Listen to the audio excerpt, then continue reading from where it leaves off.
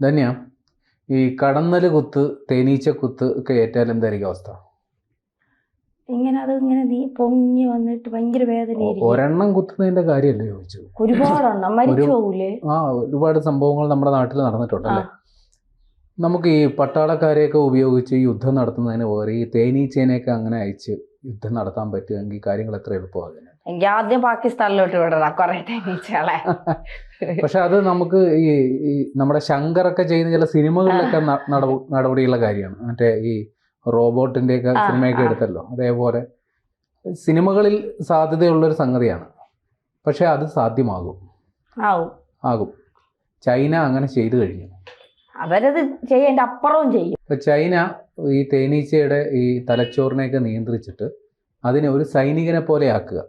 അതായത് ശത്രുക്കളുടെ നേരെ ഒരു തേനീച്ച കൂട്ടത്തെ പറഞ്ഞു വിടുക, അവരെ ആക്രമിച്ച് വേണമെങ്കിൽ കൊല്ലുക, കളയുക. അല്ലെങ്കിൽ ഇപ്പോൾ എവിടെയെങ്കിലും ഒരു രക്ഷാപ്രവർത്തനം നടക്കുന്നെന്ന് കരുതുക. ഏതെങ്കിലും ഒരു ഇടുങ്ങിയ പ്രദേശത്ത് ആരെങ്കിലും കുടുങ്ങിക്കിടപ്പുണ്ടെങ്കിൽ അതവിടെ മനുഷ്യന് കടന്നു ചെല്ലാൻ പറ്റാത്ത ഒരു മേഖലയാണെന്നും കരുതുക.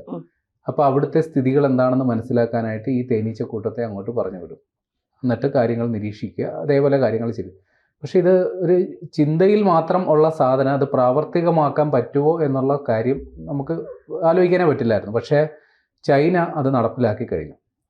ചൈനയിലെ ബെയ്ജിങ്ങിലുള്ള ഇൻസ്റ്റിറ്റ്യൂട്ട് ഓഫ് ടെക്നോളജി എന്ന് പറയുന്ന സ്ഥാപനത്തിൽ ഒരു പ്രൊഫസറുണ്ട്, സാവോ ജീലിയാൻ എന്ന് പറയുന്ന ഒരു പ്രൊഫസറും അയാളുടെ കീഴിലുള്ള ടീമുമാണ് ഇത്തരത്തിൽ തേനീച്ചകളെ ഒരു കമാൻഡോ ആക്കി മാറ്റി തീർത്തിരിക്കുന്നത്. അപ്പോൾ ഇത് സംബന്ധിച്ചുള്ളൊരു വാർത്ത ചൈനയിലെ തന്നെ ഒരു മാധ്യമമുണ്ട്, സൗത്ത് ചൈന മോർണിംഗ് പോസ്റ്റ്. അവർ ഈ വാർത്ത പ്രസിദ്ധീകരിച്ചു. അപ്പോൾ അതിനെ കോട്ട് ചെയ്തുകൊണ്ട് മറ്റ് നമ്മുടെ ദേശീയ മാധ്യമങ്ങളെല്ലാം ഈ വാർത്ത റിപ്പോർട്ട് ചെയ്തിട്ടുണ്ട്. അപ്പോൾ ഈ സംഭവം ഇത്രേ ഉള്ളൂ. ഒരു തേനീച്ച, അതായത് തേനീച്ച 2 ടൈപ്പ് ഉണ്ടല്ലോ, ചെറിയ തേനീച്ചയുണ്ട്, വലിയ തേനീച്ച. ഈ വലിയ തേനീച്ചേനെ ഒന്ന് പിടിക്കുന്നു, എന്നിട്ട് അതിൻ്റെ പുറകിൽ ഒരു ചിപ്പ് പോലൊരു സാധനം വെച്ച് കെട്ടുകയാണ്. അപ്പോൾ ഇത് പറക്കുന്ന ഒരു പ്രാണിയാണല്ലോ, അതിന് അധികം വെയിറ്റുള്ള സാധനങ്ങൾ വെച്ച് കഴിഞ്ഞാൽ ഉറപ്പായിട്ടും അതിനെ ബാധിക്കും.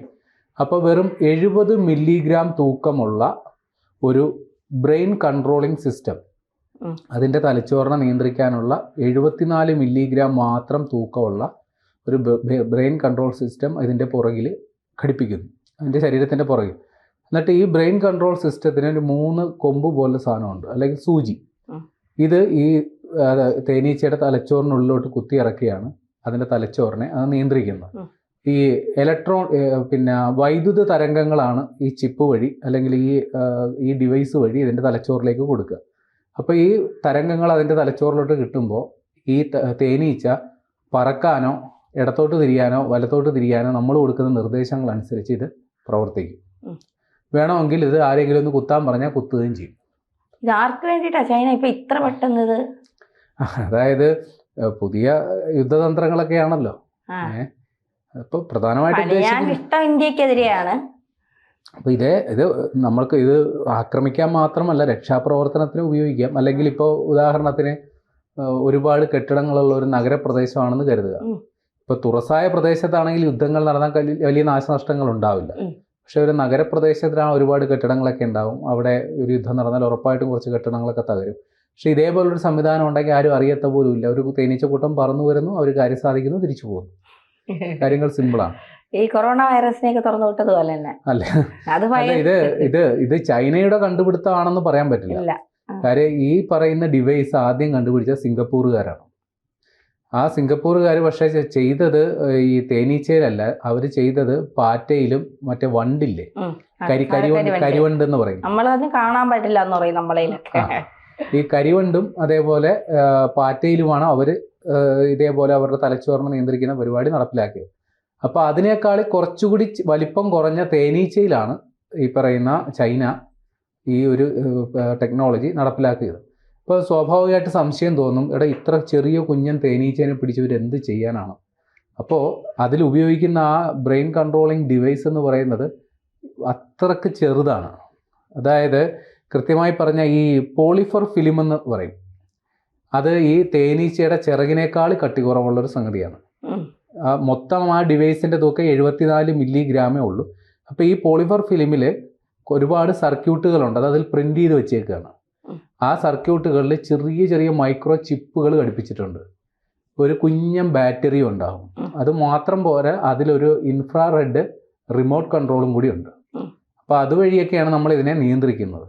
അപ്പോൾ ഇതിൻ്റെ ഏക ന്യൂനത ഇതിൻ്റെ ബാറ്ററി വളരെ ചെറുതാണ്. അപ്പോൾ ഒരു പരിമിതമായ സമയത്തേക്ക് മാത്രമേ നമുക്കിതിനെ ഉപയോഗിക്കാൻ പറ്റൂ. ബാറ്ററി തീർന്നാൽ ഇതിന്റെ പ്രവർത്തനം ആ തേനീച്ച പറന്ന് നടക്കുമായിരിക്കും, പക്ഷെ നമ്മുടെ ഉദ്ദേശത്തിനനുസരിച്ച് ആ തേനീച്ച പ്രവർത്തിക്കില്ല. അപ്പോൾ ഈ പറയുന്ന ബാറ്ററിയുടെ വലിപ്പം കൂട്ടിയാലോ എന്നൊരു ആലോചന ഇവർക്കുണ്ട്. പക്ഷെ കൂട്ടിക്കഴിഞ്ഞാൽ അത് ഇതിന്റെ പറക്കലിനെ അത് ബാധിക്കും. ഭാരക്കൂടുതലുണ്ടായ പ്രശ്നമാവുമല്ലോ. അപ്പോൾ തൽക്കാലം ഇത്രയാണ് അവർ ചെയ്തു വെച്ചേക്കുന്നത്. പക്ഷേ ഈ പറയുന്ന ഗവേഷക സംഘം ഇതുമായിട്ട് ബന്ധപ്പെട്ടുള്ള കൂടുതൽ പരീക്ഷണങ്ങളൊക്കെ നടത്തിക്കൊണ്ടിരിക്കുകയാണ്. ഇതിനെ കുറച്ചുകൂടി അഡ്വാൻസ്ഡ് ആക്കാൻ പറ്റുമോ എന്നുള്ളതാണ്. അപ്പോൾ ഇതിൻ്റെ മൊത്തത്തിലുള്ള ഒരു പ്രവർത്തനം വിലയിരുത്തിയ ആൾക്കാർ എത്തിയ നിഗമനങ്ങളെന്ന് പറഞ്ഞു കഴിഞ്ഞാൽ ഇതിൻ്റെ സഞ്ചാരം വളരെ സ്വാഭാവികമാണ്. സാധാരണ തേനീച്ചകൾ പറക്കുന്ന പോലെ തന്നെ ഇത് സഞ്ചരിക്കുന്നുണ്ട്. പിന്നെ തേനീച്ചകൾ കാണിക്കുന്ന കൗശലങ്ങൾ തന്നെ നമുക്ക് വേണമെങ്കിൽ ഉപയോഗിക്കാം. അതായത് എതിരാളിനെ കാണുമ്പോൾ അത് സ്വയമേ ചിന്തിക്കുന്ന കാര്യങ്ങളൊക്കെ ഉണ്ടല്ലോ. അതായത് ഇപ്പോൾ ഒരു സൈനികൻ ഒരു യുദ്ധമുന്നണിയിൽ കാണിക്കുന്ന കൗശലം തന്നെ ഈ തേനീച്ചയും പ്രകടിപ്പിക്കുന്നുണ്ട്. പിന്നെ സാഹചര്യങ്ങളുമായിട്ട് പൊരുത്തപ്പെടുന്നു. അതായത് ഉദാഹരണത്തിന് ഇപ്പോൾ പോകുന്ന വഴിക്ക് ഒരു തീ കാണുകയാണെങ്കിൽ സ്വാഭാവികമായി തേനീച്ച അതുമായിട്ട് അതിൽ നിന്ന് മാറും. ഇപ്പം നമ്മൾ തലച്ചോറ് നിയന്ത്രിക്കുന്നെങ്കിൽ തന്നെയും നമ്മുടെ ഇപ്പം നേരെ പോകാനാണ് നമ്മൾ കൊടുക്കുന്ന നിർദ്ദേശം എന്ന് വെക്കുക. പോകുന്ന വഴിക്ക് തീ കണ്ടു കഴിഞ്ഞാൽ തേനീച്ച അതിൻ്റെ സ്വയമേ ഉള്ള ചിന്തയിൽ മാറിപ്പോകും. അല്ലാണ്ട് നേരെ പോയി ആ തീയിൽ ചെന്ന് ചാടുന്നില്ല. അപ്പം ഇങ്ങനെ കുറേ അവർക്ക് ഈ പറയുന്ന പ്രവർത്തനത്തിൽ അവർക്ക് കൂടി സഹായകരമായ രീതിയിൽ തേനീച്ചയും കൂടി പ്രവർത്തിക്കുന്നുണ്ട് എന്നാണ് അവർ മനസ്സിലാക്കി എടുത്തേക്കുന്നത്. ഏതായാലും അവർ കണ്ടെത്തിയേക്കുന്നത് ഒരു ചില്ലറ കാര്യമൊന്നുമല്ല. ചിലപ്പോൾ വരുംകാല യുദ്ധങ്ങൾ, ഇനിയിപ്പോൾ കാലാൾപ്പടയുടെ പ്രസക്തി നഷ്ടപ്പെട്ടുകൊണ്ടിരിക്കുകയാണ്. യുദ്ധങ്ങൾ ഇപ്പോൾ ഇന്ത്യ പാകിസ്ഥാൻ യുദ്ധം തന്നെ നടന്നത് എയറിലാണ്, ആകാശ യുദ്ധമാണ് നടന്നത്. ഇപ്പോൾ അതിൻ്റെ മറ്റൊരു പതിപ്പ് ഇനി ഇങ്ങനെ ഉണ്ടാകും. ചെറുജീവികളും പ്രാണികളും നമുക്ക് വേണ്ടി യുദ്ധം ചെയ്ത് തുടങ്ങിയേക്കും.